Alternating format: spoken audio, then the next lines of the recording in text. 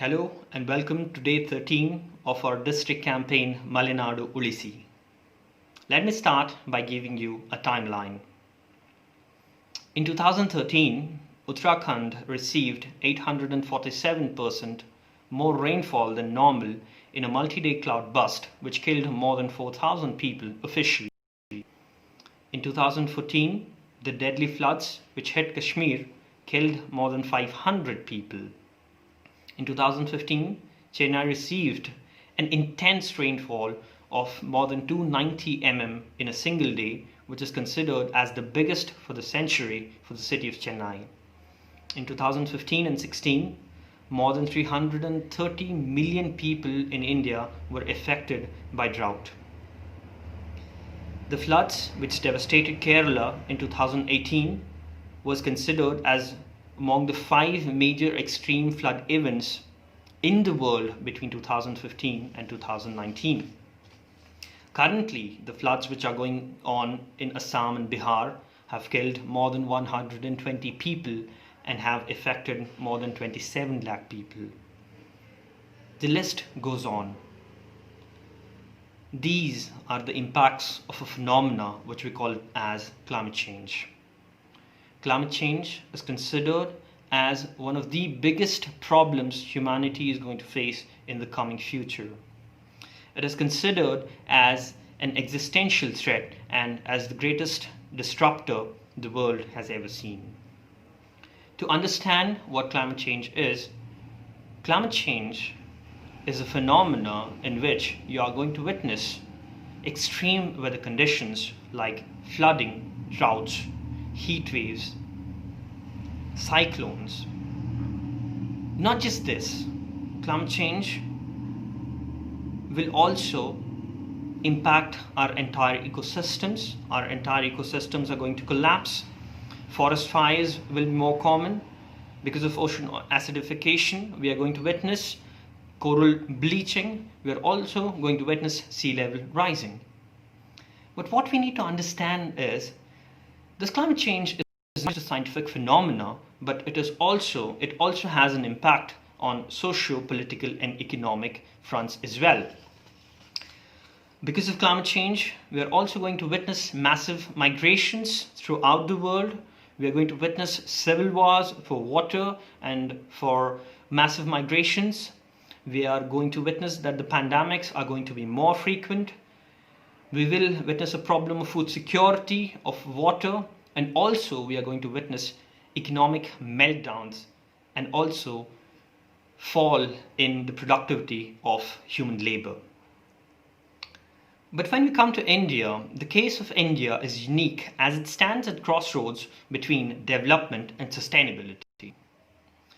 India is considered as one of the most vulnerable countries to the impacts of climate change.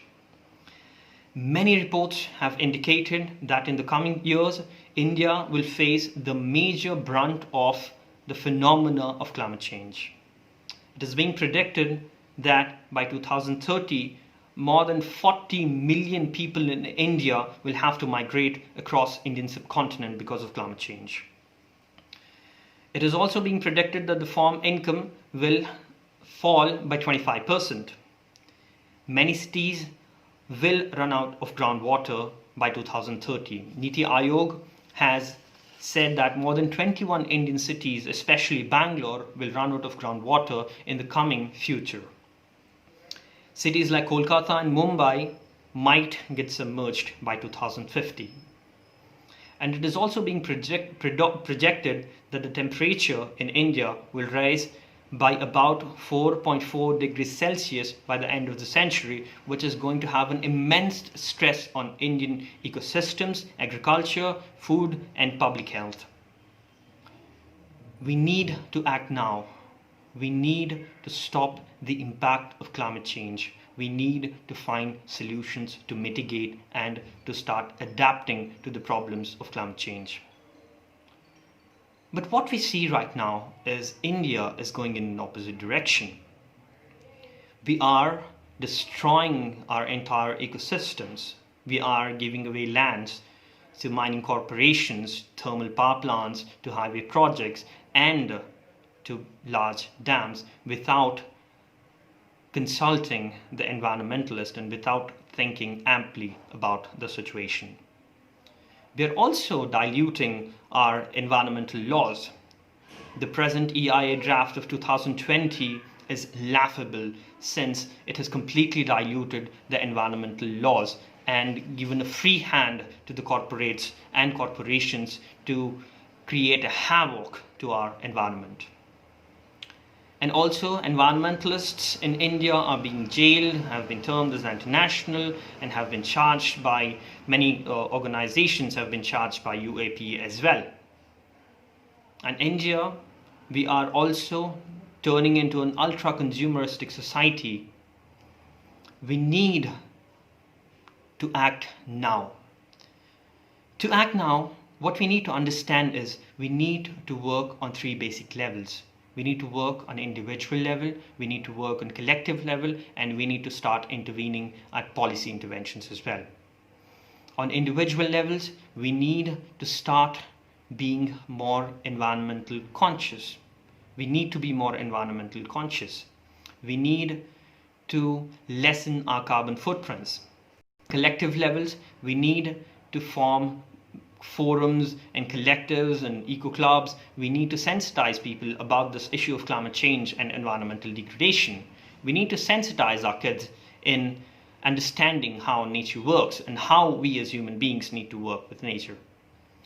And by inculcating environmental consciousness at individual level and forming forums and collectives, we need to question the government and we need to force them to bring up more stringent economic laws.